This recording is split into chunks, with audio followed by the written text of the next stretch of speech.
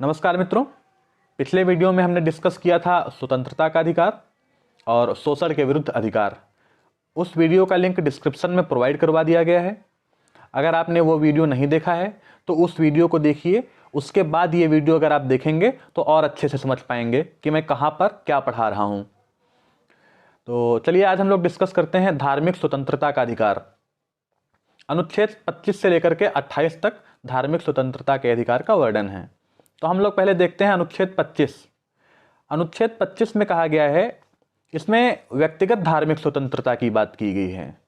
यानी कि पहला पॉइंट इसका देखते हैं। इसमें पहला पॉइंट है अंतःकरण की स्वतंत्रता। अंतःकरण की स्वतंत्रता ये है कि हम अपने बुद्धि विवेक के अनुसार हम किसी भी धर्म का चयन कर सकते हैं, उसके धार्मिक कार्यों में भाग ले सकते हैं, वह हम अपने धर्म के रीति रिवाज को सार्वजनिक रूप से घोषित कर सकते हैं या सार्वजनिक रूप से उसको अपना सकते हैं। हमें अपने धर्म का प्रचार प्रसार करने का पूर्ण रूप से अधिकार है।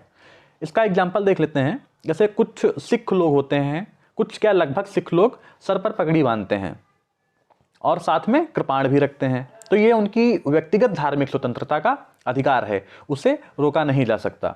जैसे मुस्लिम महिलाएं हिजाब पहनती हैं, उसी तरीके से हिंदू महिलाएं, आपने देखा होगा, वो सिंदूर लगाती हैं। तो ये सबके अपने व्यक्तिगत धार्मिक स्वतंत्रता है। इसी तरीके से अनुच्छेद 26 में सामूहिक धार्मिक स्वतंत्रता की बात की गई है। इसमें कहा गया है कि हम अपने धार्मिक कार्यों का प्रबंधन सामूहिक रूप से कर सकते हैं। जैसे इसमें दुर्गा पूजा और गणेश मूर्ति का विसर्जन महाराष्ट्र में जो होता है। दूसरा पॉइंट इसमें क्या कहा गया है, स्थापना। हम किसी भी धार्मिक संगठन की स्थापना कर सकते हैं और उसके लिए हम अपने संपत्ति का अर्जन भी कर सकते हैं, संपत्ति भी इकट्ठा कर सकते हैं। लेकिन इस संपत्ति का प्रयोग जो होगा वैधानिक रूप से होगा, यानी कि विधि के अनुसार प्रशासन करने का अधिकार है। अनुच्छेद 27 में हम लोग देखते हैं क्या बात की गई है। अनुच्छेद 27 में यह कहा गया है कि धार्मिक कार्य का जो धन रहेगा, यानी कि धार्मिक प्रचार प्रसार के लिए या अन्य किसी कार्य के लिए, मंदिर बनाने के लिए, मस्जिद निर्माण के लिए जो धन होगा वो टैक्स फ्री होगा। लेकिन कहीं कहीं पर आपने नोटिस किया होगा कि एक एंट्री फीस लगती है, वो उस पर टैक्स लगेगा, वो टैक्स फ्री नहीं रहेगी। उसका एक एग्जांपल देख लीजिए। जैसे इंदौर के महाकालेश्वर मंदिर में कुछ वीआईपी पास लगता है कि आपने वो वीआईपी पास अगर ले लिया तो आपको जल्दी उसमें दर्शन करवा दिया जाएगा। तो इस तरीके जो एंट्री फी वगैरह होती है उन पर वीआईपी पास पर टैक्स लगता है। चलिए अनुच्छेद 28 में देखते हैं क्या बात की गई है। अनुच्छेद 28 जो है हमारा धार्मिक शिक्षा से संबंधित है।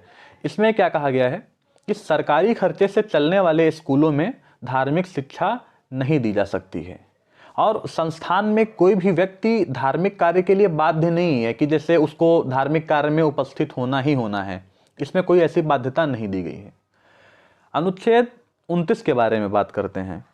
ये शिक्षा एवं संस्कृति के अधिकार के अंतर्गत आता है, अनुच्छेद 29 और 30। अनुच्छेद 29 में क्या कहा गया है, अल्पसंख्यक के हितों की रक्षा की बात की गई है। यानी कि संस्कृति, कल्चर या लिपि, भाषा, धर्म या जाति के आधार पर किसी भी संस्थान से उसको वंचित नहीं किया जा सकता है। अनुच्छेद 30 में क्या कहा गया है कि अल्पसंख्यक अपना शिक्षण संस्थान खोल सकते हैं और सरकार उन्हें भी अपना खर्चा उपलब्ध कराएगी। तो इसका एक एग्जाम्पल है मदरसा। तो आज हम लोग यहीं तक पढ़ते हैं। कल डिस्कस करेंगे संपत्ति का अधिकार और संवैधानिक उपचारों के अधिकार के बारे में। धन्यवाद।